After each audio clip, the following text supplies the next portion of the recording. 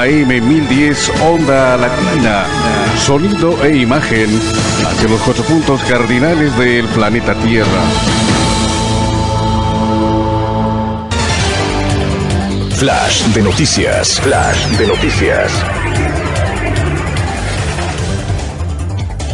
Nacionales.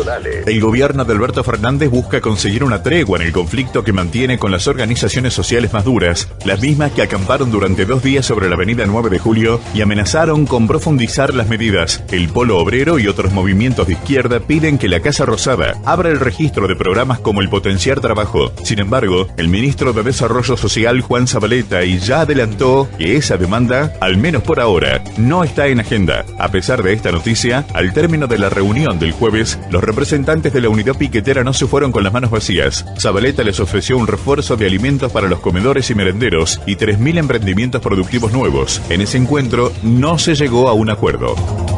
Internacionales. Estallaron los saqueos y las protestas en Shanghái, ya que las restricciones draconianas del régimen comunista chino para erradicar los casos de coronavirus dejaron a los residentes sin comida ni productos básicos e higiene, mientras los casos siguen aumentando. Es que la mayor ciudad y centro financiero de China lleva 22 días cerrada, a pesar de las advertencias de los funcionarios de salud pública del mundo que la variante Omicron del COVID-19 es tan infecciosa que no puede ser eliminada con confinamientos. Los habitantes de Shanghái solo pueden salir de sus casas una vez al día para recoger alimentos y los niños chinos infectados han sido separados de sus padres en un intento desesperado por evitar la propagación del virus. Hasta aquí la información. Esto fue Flash de Noticias en tu radio. En cualquier momento volvemos con más noticias. Flash de Noticias. En Onda Latina, paramos para comprar. Inicio espacio publicitario.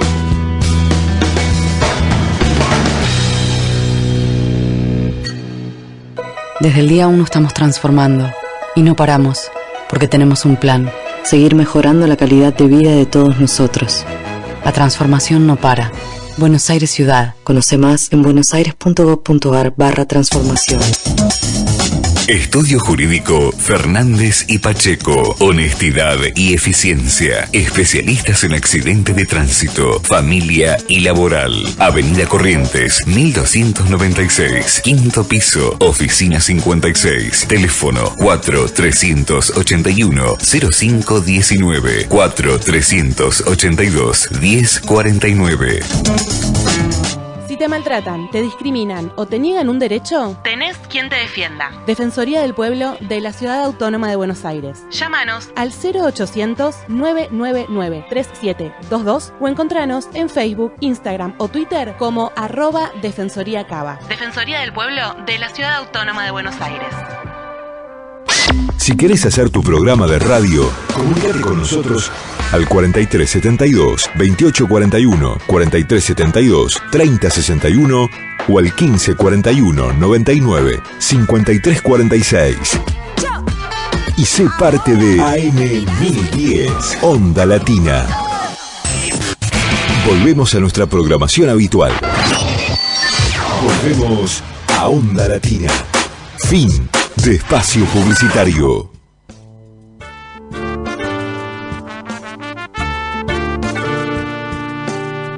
La tarde-noche está en plenitud.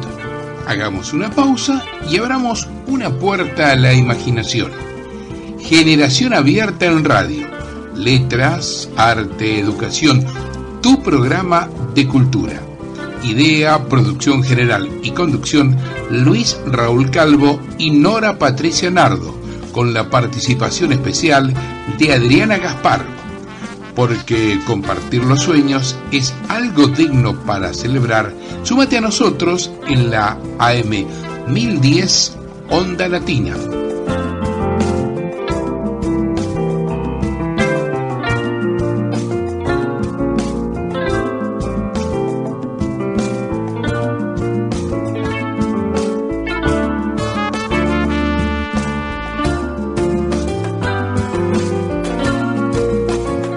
Acabamos de escuchar fragmentos de la versión instrumental de la canción de Los Primeros Amores de Luis Raúl Calvo, con el acompañamiento musical del maestro Oscar La Higuera. Desde el día 1 estamos transformando y no paramos, porque tenemos un plan: seguir mejorando la calidad de vida de todos nosotros. La transformación no para.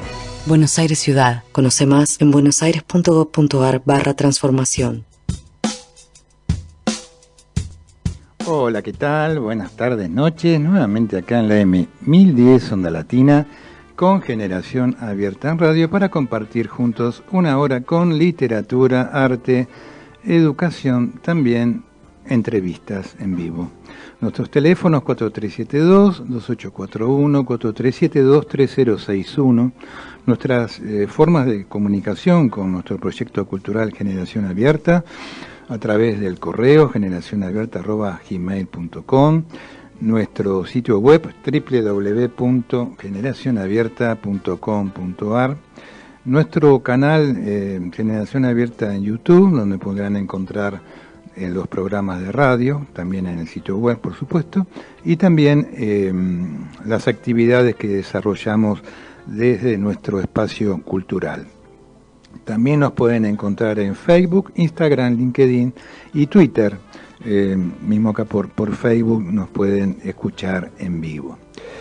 Bueno, venía para acá y lamentablemente una escena bastante desgarradora, lamentable, una represión a los trabajadores de la cultura, en este caso trabajadores que responden al cine, ¿no es cierto?, por reclamos que tienen con el Inca hace ya un tiempo, y lamentablemente hubo una refriega con la policía, un accionar que, bueno, como suele ocurrir en estos casos, trajo heridos, detenidos. Nos referimos a trabajadores de la cultura, ¿no? Decimos cineastas, decimos artistas, decimos periodistas, también decimos estudiantes, porque había estudiantes de cine que estaban reclamando, ¿no?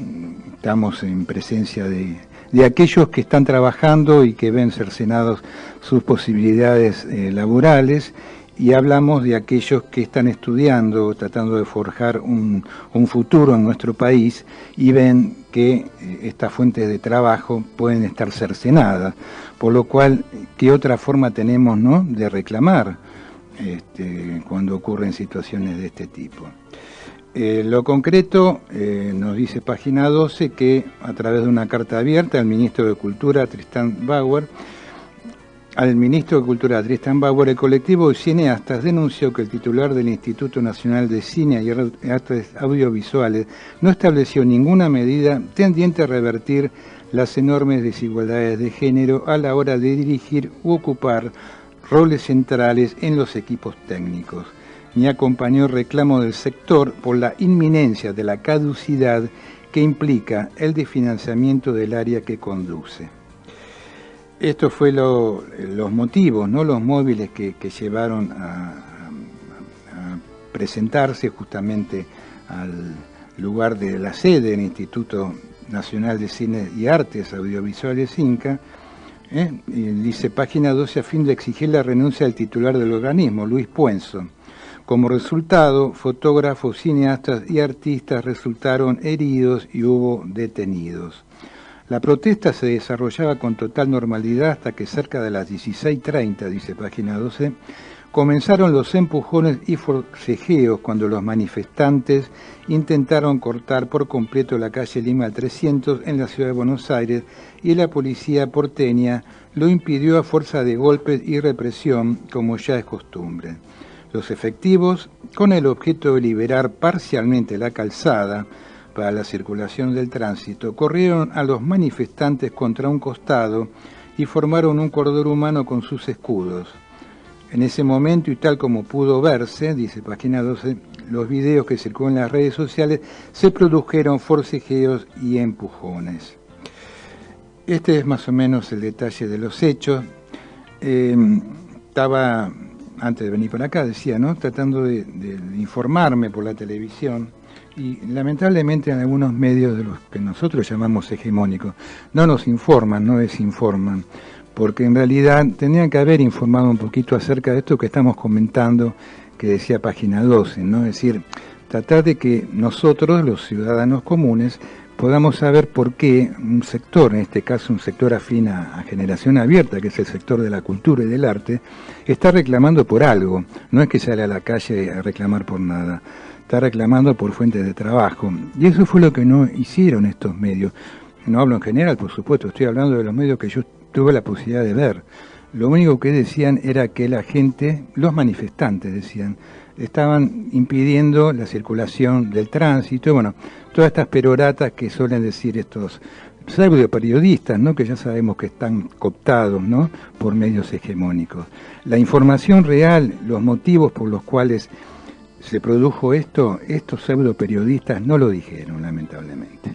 Bueno, nuestra solidaridad entonces con los trabajadores de la cultura, del arte, en este caso del cine, por el tema del Inca. Vamos a pedirle a Fabricio, que nos acompaña, como siempre, muy bien en la operación técnica, de ir a la parte de educación. Adelante, por favor. La semana pasada estuvimos hablando del barrio de Parque Chacabuco. Realmente una historia muy interesante que pudimos compartir con ustedes, como otros tantos barrios, y recuperar la memoria. Y de recuperar la memoria se trata también si pensamos en el Ateneo Gran Splendid, que es una de las librerías más hermosas del mundo, que se encuentra en el barrio Recoleta y que uno puede visitar ahí en la calle Santa Fe, cerca de Callao. El Ateneo Gran Splendid fue elegida por el diario británico El Guardián como la segunda librería más importante del mundo. Y está casi en la ciudad autónoma de Buenos Aires, está casi en la Argentina. Por ella pasan por día o pasaban cientos de curiosos y ávidos lectores que no dejan de maravillarse con el espectáculo que los rodea. Erigida sobre el antiguo cine-teatro Gran Splendid, conserva su antiguo esplendor y elegancia, la cúpula decorada con frescos, las barandas originales y la decoración intacta. En el antiguo escenario, con el telón de terciopelo entreabierto, funciona un bar que invita a sentarse, a leer un libro, y también se puede aprovechar los sillones que están a ambos lados de la sala principal, o bien ubicarse en los exclusivos palcos que funcionan como pequeñas salas de lectura. En el subsuelo está un sector dedicado a los libros infantiles y en el piso superior está dedicado a muestras y exposiciones.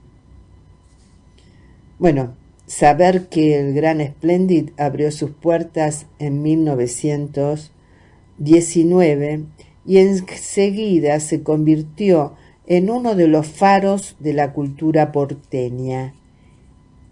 En él tuvieron lugar conciertos de ballet, ópera y las primeras películas sonoras emitidas en Buenos Aires.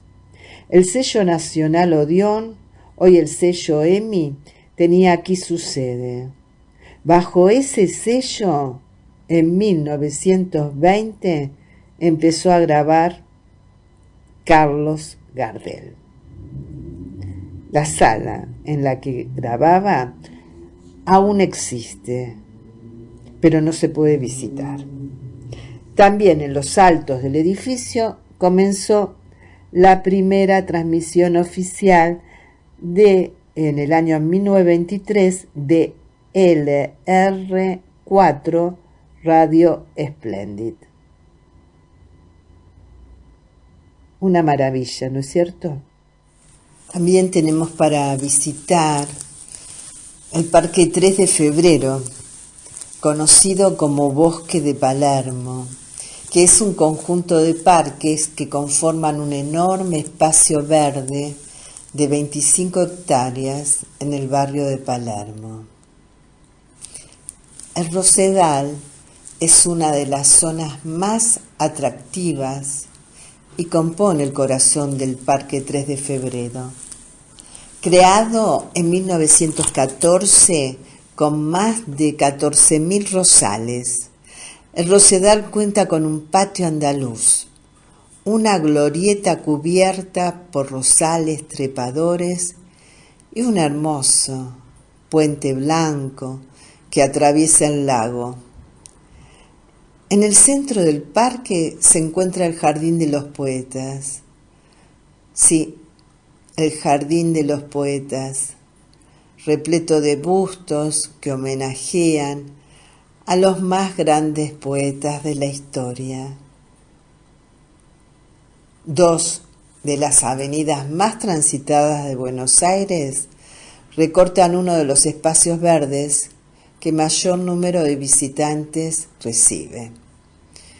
Entre la Avenida del Libertador y la Avenida Leopoldo Lugones se extiende hacia el este y el oeste y descubre un corredor de árboles y lagos entre estas dos arterias fundamentales del barrio de Palermo y de toda la ciudad. Si hacemos un poco de historia, podemos decir que cuando corría el año 1829, cuando Juan Manuel de Rosas llegó al gobierno de la provincia de Buenos Aires, y salvo por un periodo de 2 años entre 1832 y 1835, se mantuvo al frente de la provincia hasta 1852. Pocos años después de iniciado su segundo gobierno, el restaurador de las leyes y las instituciones de la provincia de Buenos Aires, título con el que lo honró la legislatura, compró varios terrenos en el área conocida como el Bañado de Palermo. Allí construyó su residencia, la Quinta Palermo de San Benito, pero luego de 17 años de gobierno ininterrumpido, Rosas fue derrocado.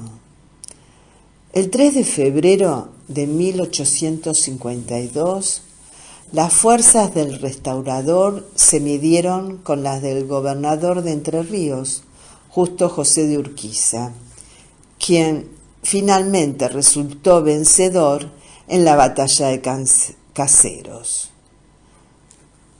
Pasaron solo 13 días después de su derrota y el decreto provincial número 1474 estableció que todas las propiedades pertenecientes a don Juan Manuel de Rosas que existían en el territorio de la provincia de Buenos Aires pasaban a ser de pertenencia pública.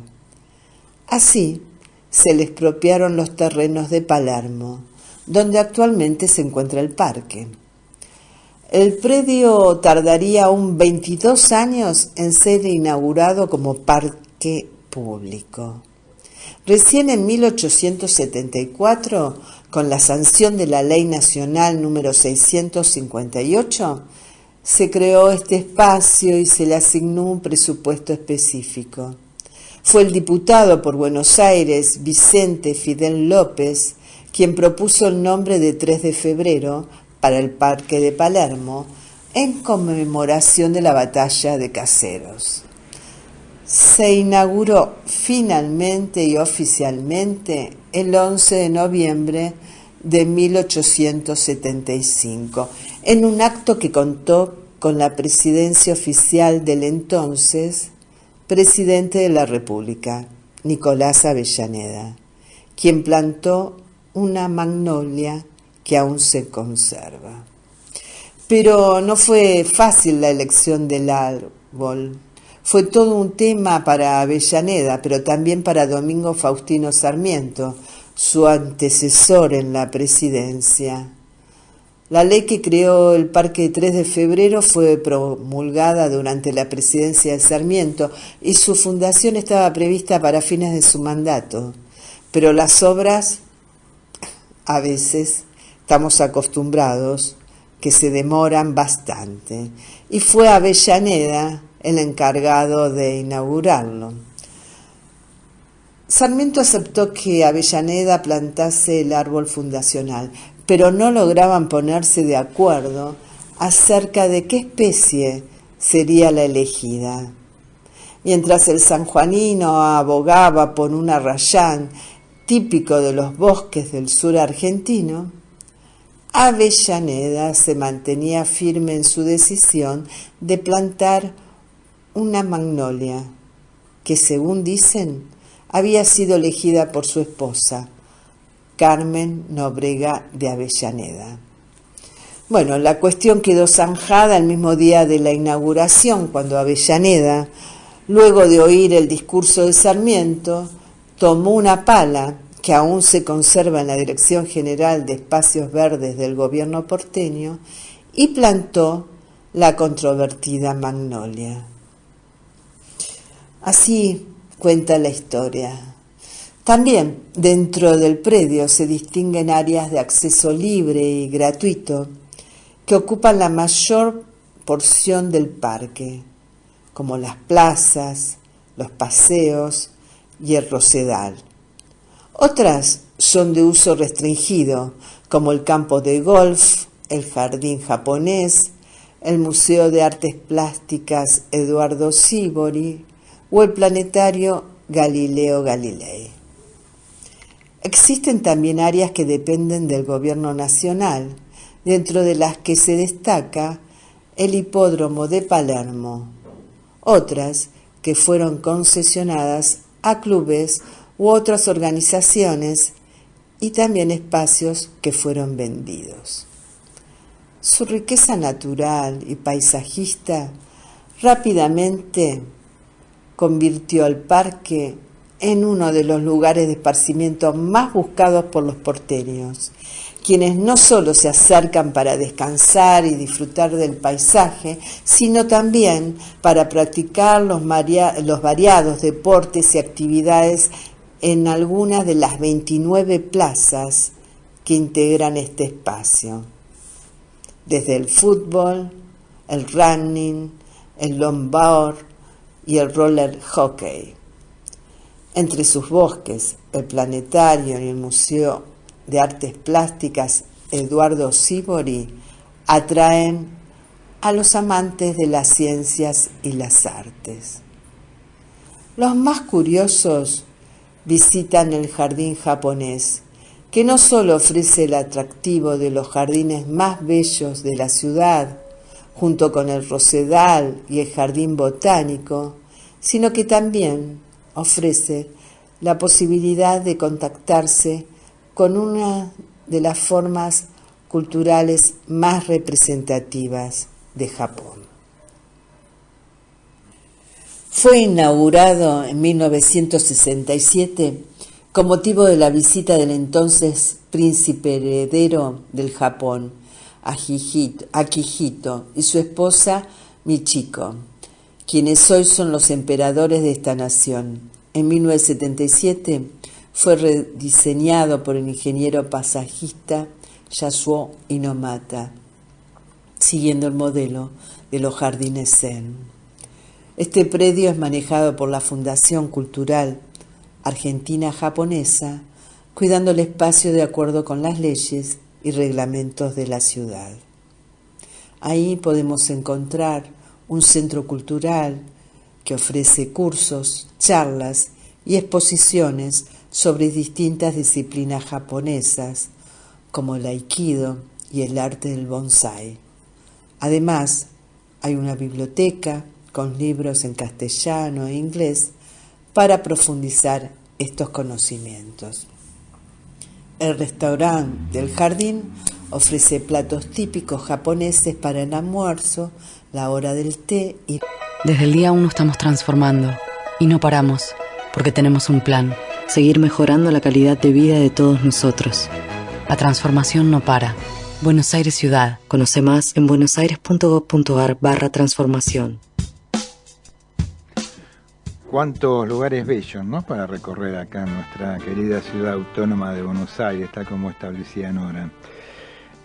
Por ejemplo, también tenemos cafés literarios en la ciudad autónoma de Buenos Aires, algunos con muchos años de antigüedad. Por ejemplo, que tiene que ver con nuestra Asociación de Poetas Argentinos, con APOA. Me refiero a Último Infierno, que retoma la modalidad presencial. Durante todo este tiempo el café literario estuvo, pero en modalidad virtual debido al tema de la pandemia. Pero a partir de este próximo miércoles comenzamos con la actividad presencial y a las 19 horas en el Bar La Valle, que está en la Valle 1693, se va a realizar uno de los nuevos encuentros del ciclo. Como invitada especial va a estar nuestra compañera de tareas, la poeta Nora Nardo. Va a haber micrófono abierto, el editorial acostumbrado de Beatriz Alocati, memorias a cargo de Edgardo Guglielmetti y con la conducción de Luis Ferrero. Presencia estelar de Ánima Anónima. Es un personaje muy particular que habita por diferentes cafés literarios, pero acá en Apo va a ser un lugar muy especial. También tendremos la música de Paco Rizzo. Entonces reiteramos, Bar La Valle 1693, este miércoles 13 a las 19 horas. Y vamos a pedirle a Fabricio ahora de ir con Diana Gaspar al segmento de artes visuales. Adelante, por favor. Artes visuales, vanguardias y colectivos artísticos. Buenas tardes para toda la audiencia de Generación Abierta en Radio. Hoy vamos a recordar a Greta Stemm, artista alemana, para ubicarnos en el contexto histórico en el que vivió. Nació el 9 de mayo de 1904, como dije antes, en Alemania, y muere en Buenos Aires, Argentina, el 24 de diciembre de 1999. Además de fotógrafa, fue diseñadora y fue alumna nada más ni nada menos que de la Escuela de la Bauhaus, ¿no?, con quien estudió con grandes maestros a lo largo de su aprendizaje en la escuela. En la década del 30, ella trabaja con distintos artistas, aunque luego, tras la llegada de Hitler al poder, debido a su origen judío y además a su ideología, porque ella tenía una ideología de izquierda, se vio obligada a emigrar. Su primer destino fue Londres, y allí pudo abrir, fuera de lo que sería Alemania, su primer estudio de fotografía. Por aquel entonces, ella afianza su relación, su vínculo, con el fotógrafo argentino Horacio Coppola. Seguramente esto hizo el hecho de que ella afiance el vínculo y se case incluso con él, hizo que se vinieran a vivir a la Argentina. Por eso es que es importante destacar lo que se habla de ella como una gran artista, fotógrafa argentina, porque ella en 1958 adopta la nacionalidad argentina. Su casa familiar, digamos, la casa de Buenos Aires, ¿no? Hablamos de su casa acá, ya casada, incluso después separada también. Fue un punto de encuentro de varios intelectuales. Por allí pasaron figuras como, por ejemplo, Pablo Neruda, Jorge Luis Borges, Clement Moreu.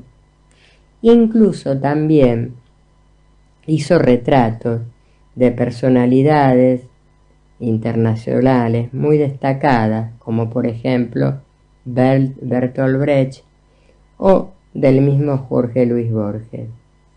Como dije antes, ella ya divorciada, sigue viviendo en la Argentina y le interesa realizar un viaje por nuestro país, por Latinoamérica, y se interesa mucho por la población indígena, a la que ella se dedicó exclusivamente a fotografiar y con la que además se involucra de una manera muy particular, muy especial, donde asume un gran compromiso, en el que incluso llegó a dar clases como profesora de fotografía en la Universidad de Resistencia de la provincia del Chaco. Y allí se dedicó a develar y a trabajar justamente los problemas sociales que acarreaba la comunidad originaria de la zona. Ella se comprometió mucho con las mujeres de los pueblos originarios y trabajó muchísimo en pos de tratar de alivianar las cuestiones sociales por las que estaban atravesando. En 1961 realizó distintas fotografías, 1961, 1962, pero previamente ella realiza una serie de fotomontajes que ya vamos a hablar, que es por lo que la mayoría seguramente de nuestra audiencia la conocen. Pero para seguir hablando un poquito de los premios, en 1982 ella recibe el premio CONET, Diploma al Mérito, como una de las 5 mejores fotógrafas de la historia de la Argentina. Ella tenía una vocación de diseño y de fotógrafa, de artista, muy, muy particular. Por eso, de temprana edad, ella decide ingresar a la Bauhaus, porque realmente tenía muy claro a qué se quería dedicar en el mundo del arte. Y ahora retomo lo que dije un poco, que seguramente nuestra audiencia recuerda su nombre por sus obras de la serie Sueños, una obra de carácter muy onírico, de un abordaje surrealista, una obra que muestra con gran nitidez y con una impronta muy particular sobre la mujer, el surrealismo y los sueños, pero que además muestra esta impronta que tenía que ver con el vanguardismo, ¿no? Algo que realmente se naturalizaba en ella. Este trabajo, esta serie de sueños, incluye 150 fotomontajes, los que fueron realizados entre 1948 y 1952. Fotomontajes que ilustraron una columna de la revista femenina Idilio. Las obras en las que se ilustran los sueños de las mujeres, justamente lo que hacían era ironizar el contenido de la columna. Por supuesto, se consideraba una obra con perspectiva de género, con perspectiva feminista, algo muy vanguardista para la época que estamos hablando en la Argentina, ¿no es cierto? Que incluso esta obra que ella realizaba iba un poco en contradicción con la línea editorial de la revista. Gretel fue la primer fotógrafa latinoamericana justamente en abordar los problemas de la mujer, los problemas que estaba atravesando la mujer, la opresión a la que la mujer estaba sometida, desde la fotografía, pero sobre todo desde el fotomontaje. El fotomontaje para la Argentina fue prácticamente como un género inédito hasta el momento, pero tenemos que vincularlo con una gran artista alemana, con Hannah Höch, quien también fue pionera en el fotomontaje. Hannah pertenecía a la vanguardia Dada y también se dedicó justamente a denunciar los atropellos hacia las mujeres, la desigualdad, la misoginia, la estigmatización por la que atravesaban las mujeres de su época, ¿no? Y esta desigualdad que había con los varones. Hannah se atrevió a todo esto allá por las primeras décadas del siglo XX. Fue una vanguardista, una precursora, y también lo hizo con los fotomontajes, que también eran muy particulares y muy originales para su época. ¿Y por qué traigo esto a la mente, ¿no? de todos nuestros oyentes y nuestras oyentes? Porque seguramente a Gretel la conocen por estos fotomontajes de esta revista femenina, ¿no? De esta revista que tenía de esta columna, ¿no? Con perspectiva de género, porque justamente estamos asociando una artista de las primeras décadas del siglo XX, como fue Hannah Hodge, que con sus fotomontajes denuncia la opresión a la que era sometida la mujer, y Gretel Stein, por otro lado, hace lo mismo de manera más irónica, de manera lúdica, de manera onírica y con un lenguaje surrealista. Hace lo mismo acá en la Argentina entre fines de la década del 40 y principios del 50, pero que para la Argentina era un hecho muy realmente relevante y fue una gran precursora. Aunque también debemos comentar que eran de gran sensibilidad los retratos que ella hacía, las imágenes de los documentales y sus reportajes urbanos sobre Buenos Aires, también sobre los pueblos originarios. Bueno, no me quería despedir de ustedes sin hacer este comentario, porque no todo quedó, digamos, reservado a los fotomontajes de la serie Sueños. Con esto me despido, hasta la próxima semana. Muy bien, Adriana, una gran artista. Gretel Stein. Realmente hay que ingresar a Google o a googlear como para poder ver por internet algunas de sus maravillosas obras. La Dirección General del Libro, las Bibliotecas y la Cultura invitan a la apertura del 5º Encuentro Internacional de Escritores La Luna con Gatillo, Bibliotecas Buenos Aires Ciudad, con la participación de poetas de Ciudad Autónoma de Buenos Aires, de AMBA, de otros países como México, Perú, Colombia, Palestina, España y Uruguay. Van a estar presentes, entre otros, Norman Brisky, Vicente Citolema, tangos descomunales, Vanina Tajini, Gabriel Merlino, Eliana Sosa, Guillermo Martel, con la coordinación de Norberto Barleán. Bueno, a él, a Norberto y a Leonardo Harman, algunos de los organizadores de la Luna con Gatillo, les agradezco de forma personal la invitación para poder participar de este primer encuentro acá en Ciudad Autónoma de Buenos Aires el próximo miércoles para leer algunos de mis poemas. Este miércoles es a las 18:30 en la Biblioteca Pública Parque de la Estación, que está en la calle Perón 3326. Este encuentro, La Luna con Gatillo, continúa al día siguiente, es decir, a partir del jueves hasta el domingo, en Montehermoso, con también la representatividad que decíamos de poetas de diferentes partes del país y también de diferentes partes del mundo. Así que les deseamos mucha suerte. Repetimos, este miércoles 13, 18:30 horas, en la Biblioteca Pública Parque de la Estación, Perón 3326. Vamos a continuar hoy con el grupo Alas en la parte musical, en nuestro espacio Ricardo Héctor Reyes. Seguimos con Alas y vamos a escuchar un tema muy particular que se llama La Casa del Mosquito. Adelante, Fabricio.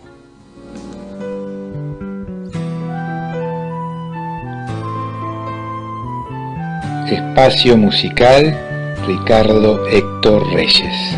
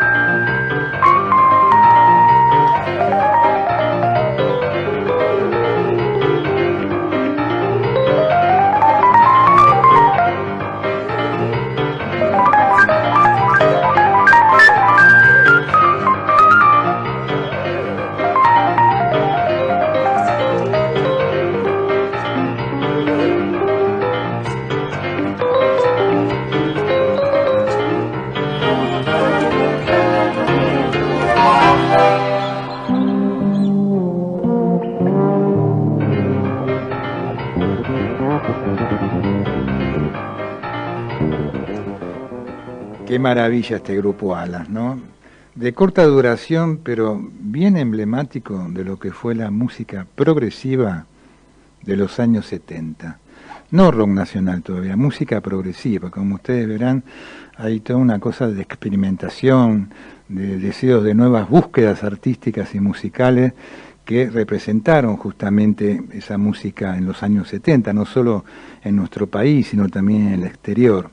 Pero qué hermoso grupo, Grupo Alas.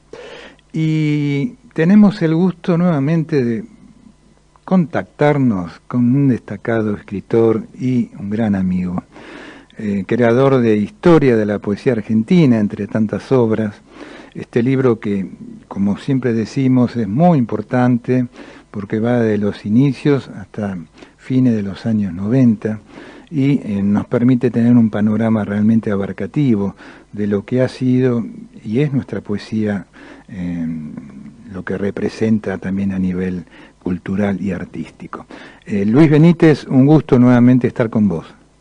Buenas noches, Raúl, Nora, Adriana y toda la querida audiencia. Un placer estar con ustedes nuevamente. Bueno, viste cómo te recibí, ¿no? Te recibí con un grupo de los tuyos también, porque vos sos también de los 70. Sí, señor. Muchas gracias. No, por favor. Cuántos recuerdos, ¿no? Para mí, para vos también, pues somos de la misma generación. Claro, exactamente. No, yo decía esto, ¿no? De estos grupos que trataron de aportar cosas nuevas por aquellos años, ¿no? Qué importante que fueron. Sin duda, sí, una renovación de nuestra música y de las letras que tenían, por otra parte, un gran contenido poético. Claro, ¿no? Señalarlo. Exactamente.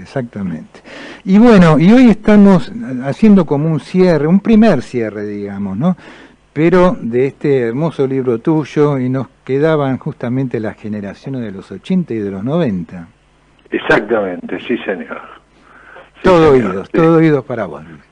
Bueno, mira, la generación del 80 es, además de los logros estilísticos que tienen los autores que la integraron, un detalle muy interesante para una historia de la poesía argentina, porque es la última camada donde se destacaron vanguardias estéticas que cada una desde su punto de vista intentó marcar la tendencia de una generación. Posteriormente, como vamos a ver en el caso de los 90, se produjo una atomización, una dispersión que dio por resultado obras individuales no afectas a ningún programa estético.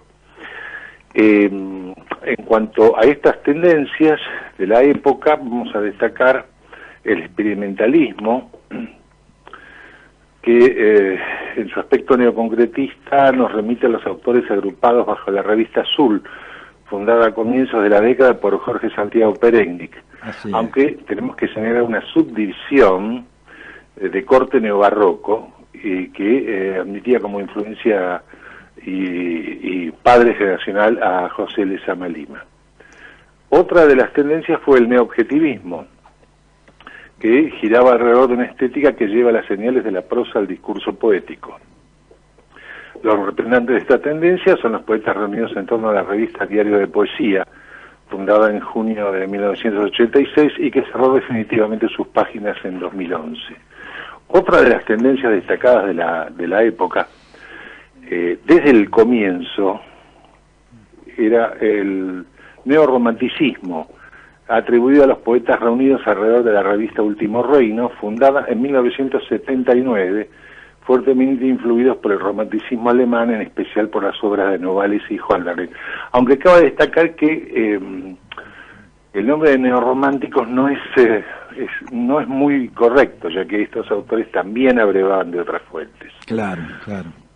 Hay otro sector, que es el más numeroso, que ocupó las filas de los autores que empezamos a publicar en los 80, que son los independientes, aquellos que no ascribían en ninguna de estas tendencias, sino que desarrollaron una obra individual, aunque teníamos contactos con algunos de estos grupos antes mencionados, ¿no? Todo este proceso gestado en los 80 devino posteriormente en una atomización en obras individuales, y cabe destacar los logros estéticos logrados por esta generación, que fue una de las más ricas en cuanto a influencia, ya que en algunos de sus sectores, de sus autores, se apartó de la influencia meramente literaria y abrevó de otras fuentes, como inclusive, por ejemplo, las ciencias naturales, el caso puntual de Miguel Gaya. Qué bueno el análisis que estás haciendo, Luis, y pensaba, ¿no? Cuando fundamos el movimiento de revistas literarias a fines de los 90, teníamos más o menos un raconto de que había entre 80 y 85 publicaciones entre Capital y AMBA, entre ambas, digamos, que en forma continua o discontinua, pero que marcaban presencia, digamos, en nuestra literatura, ¿no? Como decías vos muy bien, todos estos grupos formados por editores, que la mayoría eran poetas o narradores, estaban representando también a una forma de pensar, una forma de sentir y de expresar lo que ellos consideraban literatura, digamos, ¿no? Sí, señor. Sí. Pero estamos hablando justamente que eran publicaciones impresas, no estamos hablando, porque todavía no estaba lo otro, recién nacía el tema de lo de Internet, ¿no?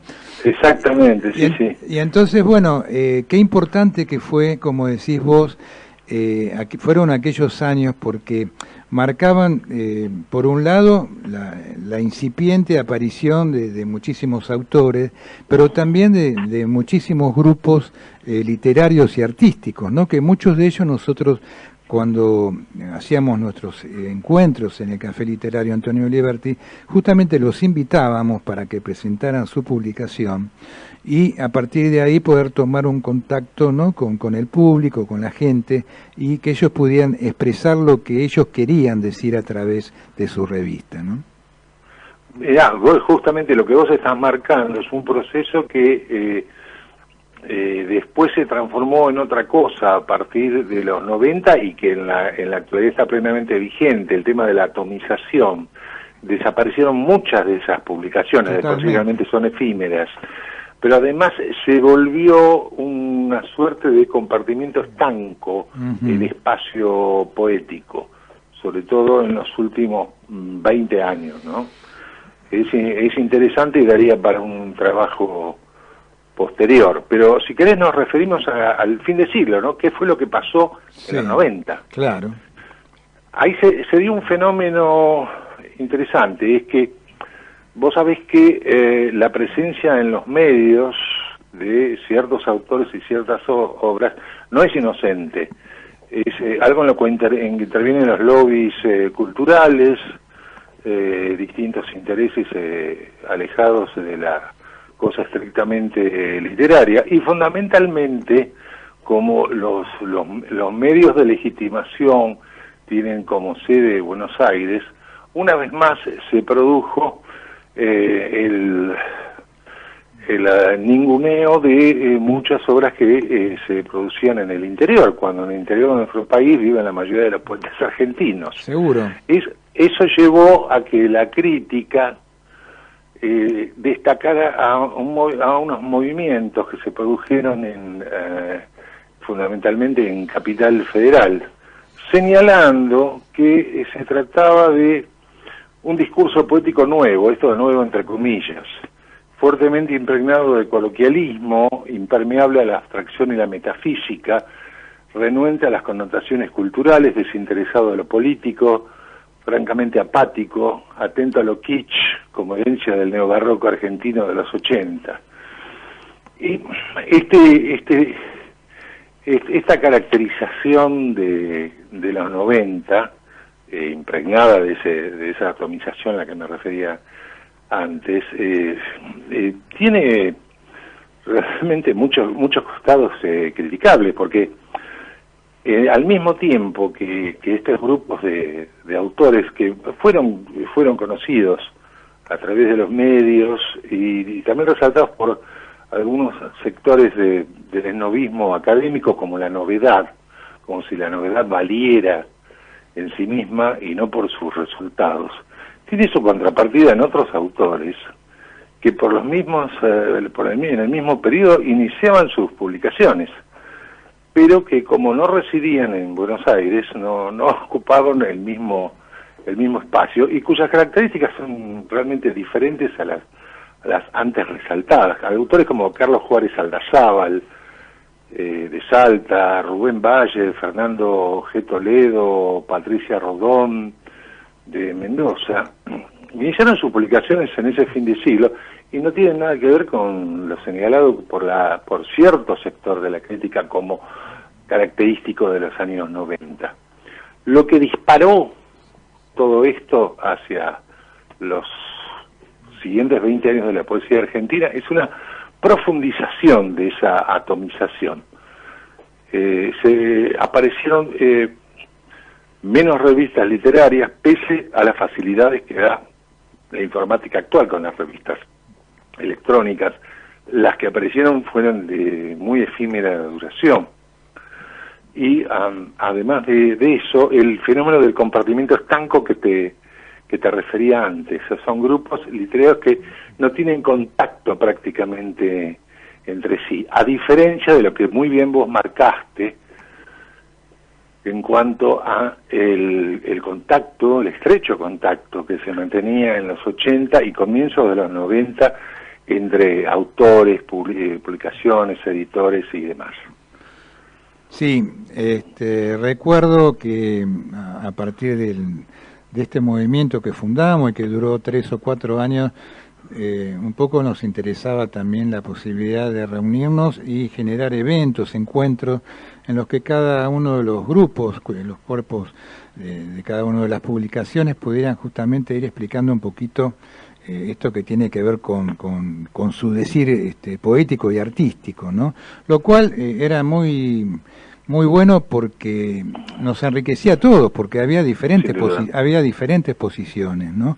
No eran posiciones uniformes, sino cada uno tenía una forma de ver, realizar artístico, el sentir artístico de su lugar, y en general no es que se genera una controversia, se abría un debate, pero un debate enriquecedor.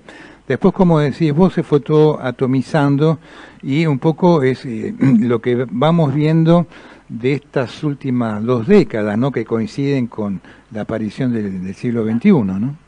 Exactamente, sí. Y además, bueno, con el precedente, como vos señalaste, de aquellos encuentros de la poesía argentina que organizábamos en distintos sitios. Qué maravilla. Que era con gran amplitud de criterio, e invitábamos a autores de muy distintas tendencias estéticas, ¿no? Ese fue un momento formidable porque, como decís vos, invitábamos a poetas de diferentes líneas estéticas, invitábamos a poetas de diferentes generaciones. Ahí se reunían grupos de 20, 25 años en adelante hasta 90. Lo que importaba era el hecho de estar con poetas, ¿no? Exactamente. Bueno, vos recordás que, por ejemplo, venían a esos encuentros autores como Francisco Madariaga, Rodolfo Alonso, ¿no? Por citar dos, ¿no? Angeli, sí, no, sin duda. Y autores que inclusive tenían su primer libro publicado o todavía eran inéditos. Bueno, por eso es lo que marco. Yo siempre destaco esto, ¿no? Que fue un momento muy importante porque habíamos un poco dejado de lado esas tonteras, ¿no? Y los propios poetas, los poetas de envergadura, son los que avalaron esta forma de manifestar desde nosotros, ¿no? Estos encuentros. Esto creo que es algo bastante privativo de la poesía y que la enaltece, ¿no? Bueno, Luis, nos tenemos que ir porque me acaba de sonar el tintín de las 8. Se lo sentiste vos también. Bueno, una maravilla, Luis, concluir hoy primeramente un poco esta historia de la poesía argentina con vos. Por supuesto que seguiremos, estos programas de radio siguen en el aire porque siguen para que la gente los pueda seguir escuchando. Y bueno, igual prontamente vamos a retomar el contacto con vos, ¿eh? Fantástico. Y te agradecemos mucho por todos tus aportes, Luis. El agradecido soy yo. Un gran abrazo. Un gran abrazo. Hasta pronto, chao. Bueno, amigos, se nos va el programa. Queremos agradecerle a Fabricio en la operación técnica por todos sus aportes y por toda su colaboración. Y nos vamos hasta el próximo lunes, recordando que compartir los sueños es algo digno para celebrar. Muchas gracias.